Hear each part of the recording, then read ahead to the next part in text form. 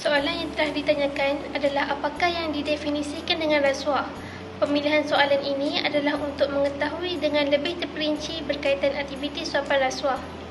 Menurut jawapan ChatGPT, definisi rasuah adalah penyalahgunaan kuasa untuk keuntungan peribadi, melibatkan suapan yang merosakkan integriti dan memberi impak negatif kepada masyarakat serta ekonomi. Hal ini dibuktikan melalui portal rasmi Suruhanjaya Pencegahan Rasuah Malaysia SPRM yang menyatakan bahawa rasuah adalah penerimaan atau pemberian suapan sebagai upah atau dorongan untuk seorang individu kerana melakukan atau tidak melakukan sesuatu perbuatan yang berkaitan dengan tugas rasmi, di mana suapan terdiri daripada wang, hadiah, bonus, undi, perkhidmatan, jawatan, upah dan juga diskaun. Kedua, adakah gaji rendah menjadi faktor berlakunya rasuah di Malaysia? Jawapannya adalah ya. Gaji rendah menjadi salah satu faktor meningkat risiko berlakunya rasuah. Hal ini berlaku kerana individu yang berpendapatan rendah mungkin mengalami tekanan ekonomi yang tinggi, tekanan kerja, masalah lain seperti hutang dan menginginkan gaya hidup yang mewah. Oleh itu, individu tersebut mengambil tindakan untuk melakukan cara yang tidak beretika iaitu rasuah untuk menangani masalah-masalah yang dihadapi. Menurut Dr. Anas Afendi Ahmad berpandangan bahawa terdapat sesetengah pekerja yang terpaksa mengambil rasuah disebabkan oleh tekanan dalam industri tertentu termasuklah apabila ingin mendapatkan projek. Namun, gaji rendah bukanlah faktor utama berlakunya rasuah. Dari wujudnya model segitiga Freud dan model Berlin Freud, didapati bahawa faktor utama rasuah adalah kerana adanya peluang, tekanan dan rasionalisasi akal serta berpunca daripada sifat yang tamak. Adakah rasuah termasuk dalam jenayah kola putih? Ya, rasuah termasuk dalam kategori jenayah kola putih. Jenayah kola putih merujuk kepada aktivitas haram yang dilakukan oleh individu atau organisasi dalam konteks bisnes, pemerintahan atau keuangan. Rasuah termasuk dalam kategori ini kerana melibatkan penyalahgunaan kepercayaan atau posisi di dalam suatu organisasi atau lembaga untuk mendapatkan keuntungan peribadi atau keuntungan yang tidak sah. Jenayah kola putih biasanya tidak melibatkan kekerasan fisik, tetapi berkaitan dengan manipulasi penipuan atau pelanggaran etika dalam lingkungan profesional atau bisnes. Rasuah dengan memanfaatkan posisi atau wewenang untuk tujuan pribadi sesuai dengan karakteristik jenayah kola putih. Okey, soalan seterusnya adalah adakah memberi hadiah kepada penjawat awam adalah dikira sebagai rasuah? Okey, berdasarkan jawapan yang telah diberikan oleh ChatGPT, memberi hadiah kepada penjawat awam boleh dikirakan sebagai rasuah bergantung kepada konteksnya. Hal ini sekiranya hadiah tersebut diberikan dengan tujuan untuk mempengaruhi tindakan ataupun keputusan penjawat awam tersebut dalam menjalankan tugas. Ini boleh membawa kepada kekurangan naturaliti dan integriti penjawat awam ketika mereka menjalankan tugas.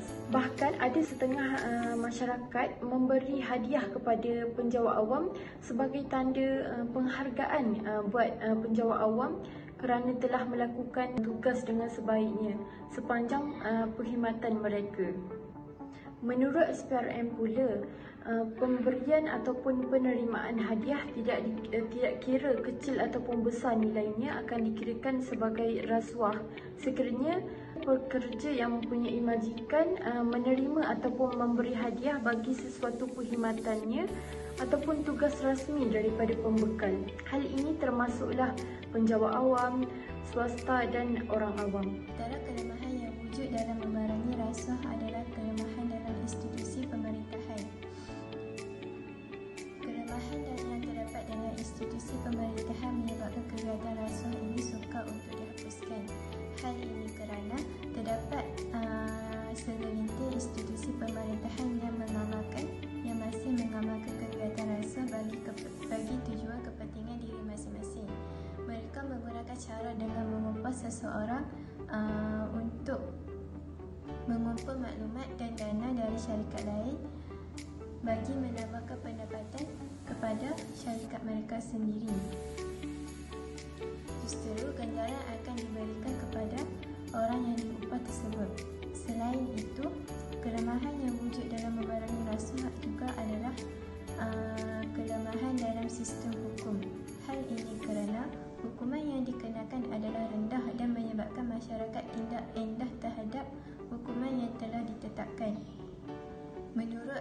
Sinar Harian.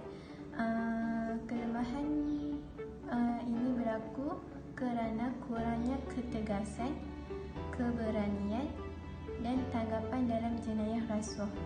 Justru berlakunya sikap pilih kasih dan tidak adil bagi mendakwa dan menghukum mereka yang telah melakukan rasuah berulang kali.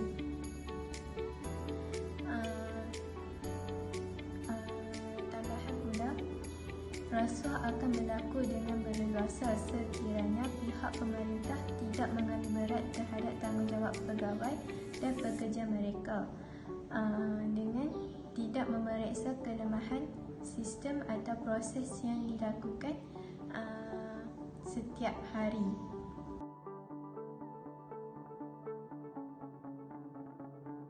Menurut ChatGPT, hak asasi manusia merupakan hak dasar yang universal, inherent dan tidak terpisah dari martabat manusia. Ianya mencakup dari berbagai dimensi kehidupan termasuk hak sipil, politik, ekonomi, sosial dan budaya. Hak asasi manusia sendiri meliputi hak untuk hidup, kebebasan berpendapat, keadilan, kebebasan dari penyiksaan, hak pendidikan, hak kesihatan dan hak untuk bekerja. Perlindungan hak asasi manusia bertujuan untuk memastikan bahawa setiap individu diperlakukan dengan adil, setara dan tanpa diskriminasi. Hak asasi manusia melibatkan tanggungjawab pemerintah dan lembaga internasional untuk memastikan implementasi dan penghormatan hak-hak tersebut. Bagaimana perlindungan hak asasi manusia dapat terancam atau diperkuat selama situasi konflik atau krisis di suatu negara? Pertama, ancaman.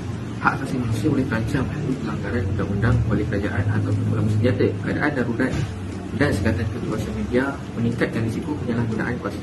Pelarian dan pendatang terdedah kepada pelanggaran hak asasi termasuk akses yang tidak sama rata kepada perkhidmatan. Yang kedua, penguatan. Masyarakat antarabangsa, organisasi hak asasi manusia dan badan antarabangsa dapat memaksa kepatuhan hak asasi manusia. Pelaksanaan perjanjian antarabangsa dapat tingkatkan perlindungan, bantuan kemanusiaan, pemantauan organisasi hak asasi manusia dan penegakan undang-undang internasional seperti Mahkamah Antarabangsa penting dalam menegakkan pertanggungjawaban berlaku. Kesimpulannya, usaha bersama dari pelbagai pihak termasuk kerajaan, organisasi antarabangsa dan masyarakat diperlukan untuk memperkuatkan perlindungan hak asasi manusia. Bagi persoalan, bagaimanakah impak sekiranya hak pelindungan asasi manusia selama situasi konflik atau krisis di suatu negara? Rasuah dapat merugikan hak asasi manusia dengan menyebabkan ketidaksetaraan, penyalahgunaan kuasa dan ketidakadilan sistemik. Ini boleh mengakibatkan diskriminasi, ketidakadilan sosial dan merampas hak individu untuk hidup, kebebasan dan juga keadilan.